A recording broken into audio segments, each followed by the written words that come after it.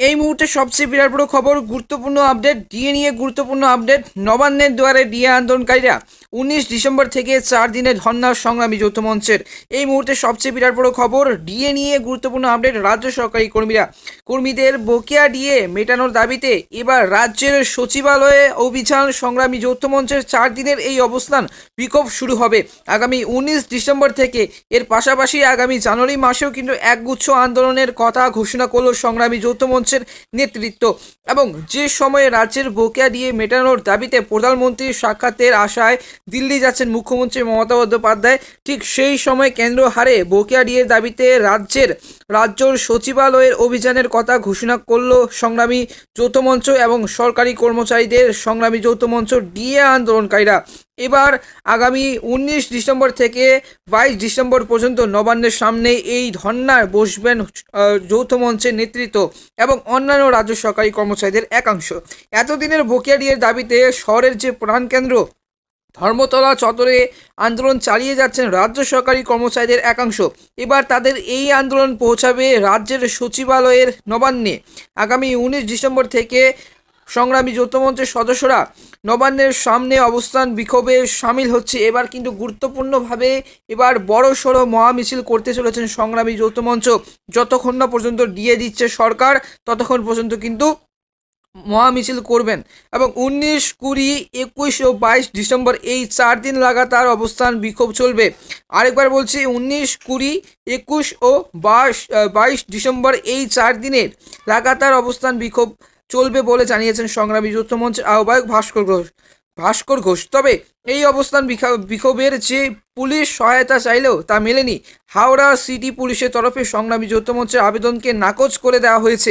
এই নিয়ে কলকাতা হাইকোর্টে যাবেন বলে জানিয়েছেন ভাস্কর ঘোষ। সংগ্রামী যৌথ মঞ্চের আহ্বায়ক ভাস্কর ঘোষ জানিয়েছেন কলকাতা হাইকোর্ট যাবেন বলে।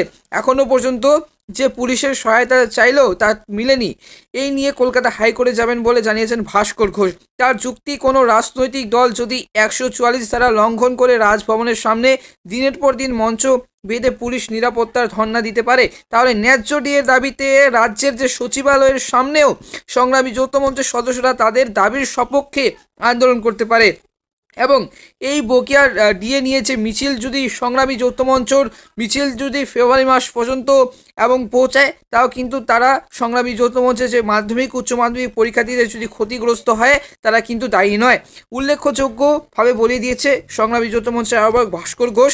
এবং উল্লেখযোগ্য যে বকেয়া ডিএ সহ একগুচ্ছ দাবিতে প্রায় 300 দিনের বেশি সময় থেকে আজ কিন্তু 322তম দিন ধরে আন্দোলন করছেন তারা।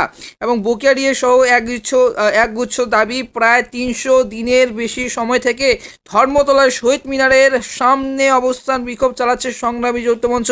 দীর্ঘ 11 মাস ধরে আন্দোলন করছেন তারা শহীদ মিনারের চত্বরে এবং পাদদেশে তারা কিন্তু আন্দোলন করছেন, বিক্ষোভ করছেন। এখনও পর্যন্ত কিন্তু মুখ্যমন্ত্রী মমতা বন্দ্যোপাধ্যায় কিছুই বলেননি। এবং মুখ্যমন্ত্রীর বক্তব্য শুধু বলেন যে কেন্দ্র সরকার এবং রাজ্য সরকারের মধ্যে পার্থক্যটা কিন্তু আলাদা। এবং তবে এখানেই ক্ষান্ত হচ্ছে না সংগ্রামী যৌথ মঞ্চের নেতৃত্ব। নতুন বছরের জানুয়ারি মাস হাওড়া, শিয়ালদা এবং হাজরা মোড় থেকে কিন্তু নতুন জানুয়ারি মাস থেকেও কিন্তু তারা এবং আগামী 19 ডিসেম্বর এবং 20, 21 ও 22 ডিসেম্বর তো এবং মহামিছিল করছেই। তার সাথে নতুন বছরেও কিন্তু জানুয়ারি মাসে হাওড়া, শিয়ালদা ও হাজরা মোড় থেকে মিছিল করে শহীদ মিনারে জমায়েতের ডাক দিয়েছে তারা। জানুয়ারির 2য় ও 3য় সপ্তাহে এই মহামিছিলের ডাক দেওয়া হয়েছে। সেখান থেকে আমরণ অনশন কর্মসূচি শুরু হবে বলে জানিয়েছেন ভাস্কর ঘোষ। এই মিছিলে বিভিন্ন শিক্ষক সংগঠন দীর্ঘদিন ধরে আন্দোলন চালানো সরকারি কর্মচারীদের চাকরি প্রার্থীদের আহ্বান জানানো হয়েছে যে মোটের উপর আসন্ন লোকসভা নির্বাচনের আগে রাজ্য সরকারের উপর চাপ আরও কয়েক গুণ বাড়ানোর পরিকল্পনা নিয়েছে আন্দোলনকারীরা। এবং নতুন বছরের জানুয়ারি মাসে হাওড়া, শিয়ালদা এবং হাজরা মোড় থেকে মিছিল করে শহীদ মিনারে জমায়েতের ডাক দিয়েছে তারা। জানুয়ারির 2য় ও 3য় সপ্তাহে এই মহামিছিলের ডাক দেওয়া হয়েছে।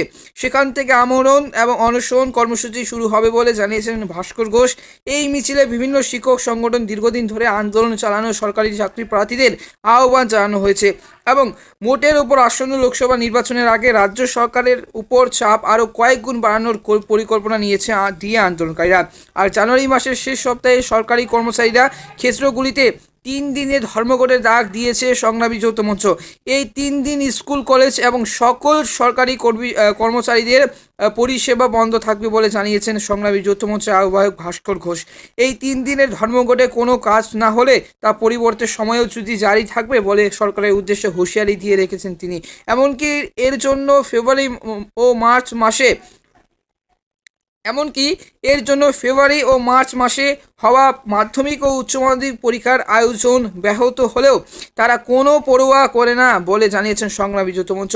যদি মাধ্যমিক ও উচ্চ মাধ্যমিক পরীক্ষার্থীদের এবং ক্ষতিগ্রস্ত হয় তারা কিন্তু কোনো দায়ী নয় সংগ্রামী যৌথ মঞ্চ। এটা কিন্তু সংসদ পর্ষদকে জানিয়ে দেওয়া হয়েছে। তো এই ছিল আজকের ভিডিওটি যদি ভালো লেগে থাকে অবশ্যই ভিডিওকে লাইক করবে, চ্যানেলটিকে অবশ্যই সাবস্ক্রাইব করে পাশের বেল আইকনটা অবশ্যই ক্লিক করে রাখবে। এই নিয়মিত আপডেট পাওয়ার জন্য অবশ্যই কিন্তু আমাদের এই ফাদার্স ক্লোজ ইউটিউব চ্যানেলটিকে সাবস্ক্রাইব করে পাশের বেল আইকনটা অবশ্যই ক্লিক করে রাখবে।